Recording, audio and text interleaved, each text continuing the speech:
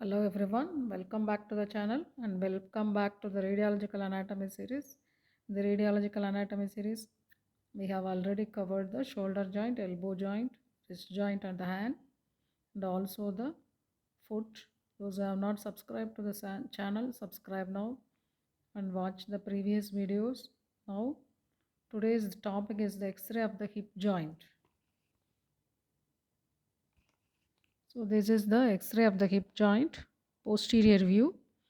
The patient is placed flat on his back with the toe of his foot somewhat to the median plane pointing. So this is very important so that the neck of the femur is not foreshortened. So this is the view of the hip joint. You all know the hip joint is the spheroidal type of the joint formed by the head of the femur and the acetabulum. So watch the image for the marked numbers 1 to 9.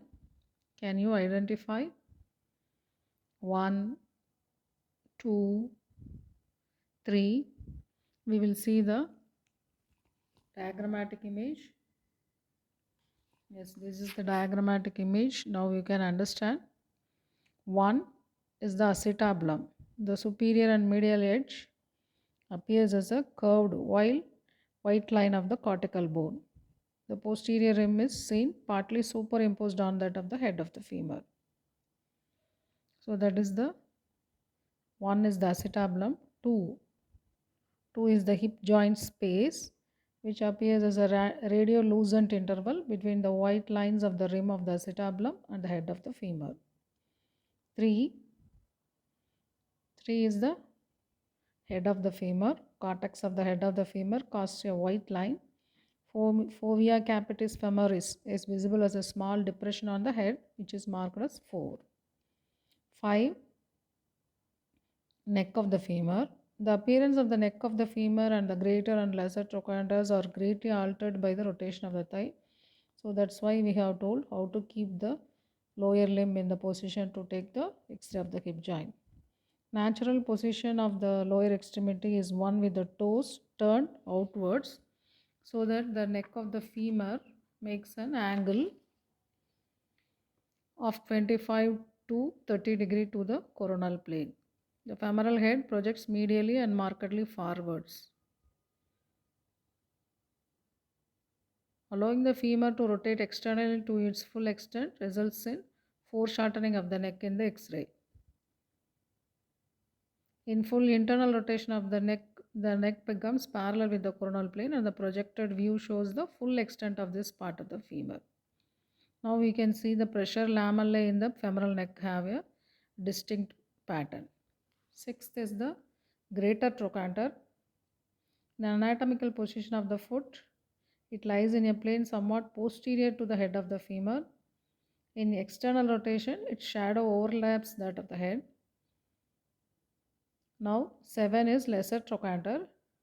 It is very interesting that to which it is situation is of interest because the extent to which it is visible affords a rough guide to the position of the limb at the time of the exposure. It appears as a more prominent projection when the femur is laterally rotated than when it is medially rotated. Neck of the femur has a relatively constant angle with the shaft which is between 120 to 140 degrees, being more in children and less in females who have a wider pelvis. The periphery of the femoral neck and the pelvic bone produce two regular curvatures. These two lines should be of considerable value to understand the displacement of the hip. So 8 is the Shenton's line. The line of the upper margin of the obturator foramen follows the same curve as the undersurface of the neck and medial side of the shaft of the femur.